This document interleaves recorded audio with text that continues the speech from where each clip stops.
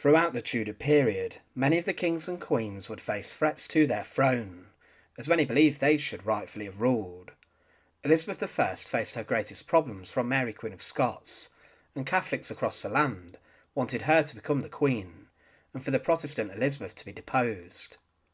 Henry VIII seemingly dealt with any threat to his crown and legitimacy by taking an axe to the neck of them, and he would not put up with anyone trying to get rid of him.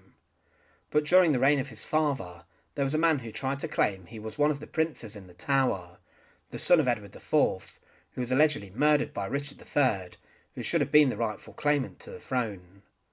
Perkin Warbeck posed as a serious threat to Henry VII, and he dealt with him brutally. Join us today as we look at the story of Perkin Warbeck and his rebellion, and to support our channel, please make sure to subscribe. It's believed that Perkin Warbeck was born around 1474, and much is debated about his early life. He claimed to be Richard of Shrewsbury, the Duke of York, the younger of the princes in the Tower. Along with his brother Edward V, the two sons of Edward IV disappeared mysteriously inside of the Tower of London, and then their uncle Richard III usurped the throne and became the king. Warbeck was later captured and interrogated under the eye of King Henry VII, but his story stretched even across the continent. He was taken to Antwerp around the age of 10 by his mother, and then he studied under a number of masters, and he was employed by an English merchant who traded cloth. He wanted to visit other countries, and also learned how to speak English, as it's believed he was in fact Flemish. But he first claimed the English throne in 1490, in the court of Burgundy, and coins were minted for him. He said that he was Richard of Shrewsbury, and that his brother Edward V had been murdered, but he had been spared due to his age and innocence. He was then told to keep things quiet for a while, but he had other ideas. He landed in Ireland in 1491 and tried to gain support. A former mayor of Cork and staunch Yorkist backed Warbeck, and helped him assume the identity of Richard, and he was promoted in his cause by John Atwater. He was even received by the French king, but was then expelled from the country, and was publicly recognised as Richard of Shrewsbury by Margaret of Burgundy, the sister of Edward IV and the aunt of the princes in the Tower. Henry VII would find out about this, and he complained to the Duke of Burgundy about the harbouring and protection given to the pretender, but the English king's demand to hand him over was ignored.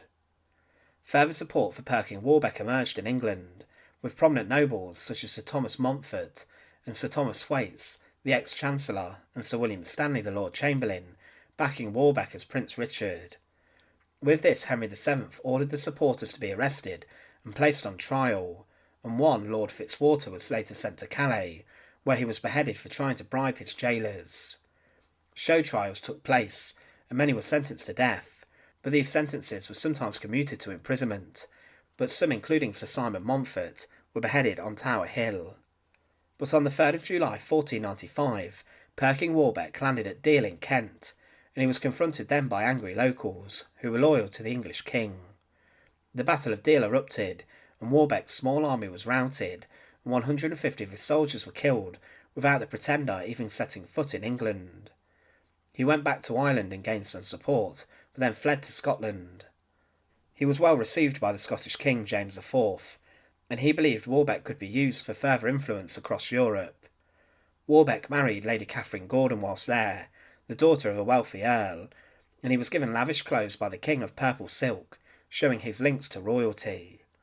But in September 1496, James IV was ready to invade England, with Perkin Warbeck the pretender, and a red, gold and silver banner was made for him, and he was claimed to have been the Duke of York. James wore his best gilded and painted armour, and was backed up by royal artillery. In Edinburgh, 2 huge French guns arrived, and the Scottish gathered near Edinburgh, and James IV and Warbeck received prayers at Holyrood Abbey. They crossed into England on the 21st of September 1496, going over the River Tweed, and they demolished a castle. However, they hoped Warbeck would then be supported in the north, but this never happened. The English army approached near to Newcastle, and James IV retreated and then wanted Perkin Warbeck gone, and he hired a crew of a ship to take him away. James then made peace with the English, but then Perkin Warbeck tried to besiege Waterford in Ireland, and he was then forced to flee this country, and was chased by 4 English ships. but he then landed at Whitesand Bay on the 7th of September 1497 and wanted the Cornish to back his uprising. He said he could stop the extortionate taxes they were paying, and was even declared King Richard IV on Bodmin Moor, and he had 6,000 Cornish soldiers who went to Exeter before going to Taunton. Henry VII sent his soldiers to attack, and when Warbeck's army saw the king's scouts they fled. Warbeck was captured at Beaulieu Abbey in Hampshire, where he surrendered, and Warbeck was then taken to the Tower of London, and was paraded through the streets on horseback amid much hooting and derision of the citizens. But this was one pretender that Henry VII in the end would not spare. He was initially treated well by the king, and as soon as he confessed to being an impostor, he was released from the Tower of London, and was even allowed to stay at Henry's court. He attended royal banquets, but was kept under constant guard, and was not allowed to sleep with his wife, who was living in the court of the Queen. However, after being held virtually under house arrest for 8 months, Perkin Warbeck attempted to flee, and was captured, and was then held in tough conditions at the Tower of London, in solitary confinement. He tried to escape with Edward Plantagenet, the 17th Earl of Warwick, but he was captured yet again. Because of this, he was then taken to Tyburn, and was forced to read out a confession. Despite being guilty of treason, he was not executed by being hanged, drawn and quartered. This was the standard traitor's death, and he wasn't even beheaded, but was hanged like a common criminal would be. He was taken to Tyburn, being paraded through the streets from the Tower of London, of the capital, behind a horse as he was tied on a hurdle, and he was then taken to the scaffold. Over the centuries, Tyburn would be where thousands of people were hanged, and after reading his confession, he was taken by the executioner, who then placed a noose around his neck. He was then hanged until dead, and that was the end of the Great Pretender. Perkin Warbeck is a suspicious figure in Tudor history, and he served as one of the greatest threats to Henry VII's reign, the first Tudor monarch.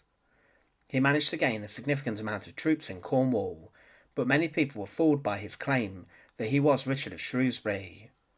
What was shocking was that dealing with the Pretender cost the Tudor king around £12 million in today's money, which caused a great deal of panic inside of the royal treasury and court, and Henry VII, who was a famously tight monarch who taxed the public heavily, would be almost bankrupted by the campaign against the Great Pretender. Thanks for watching. To support our channel, please make sure to subscribe, and once again, thank you so much for watching.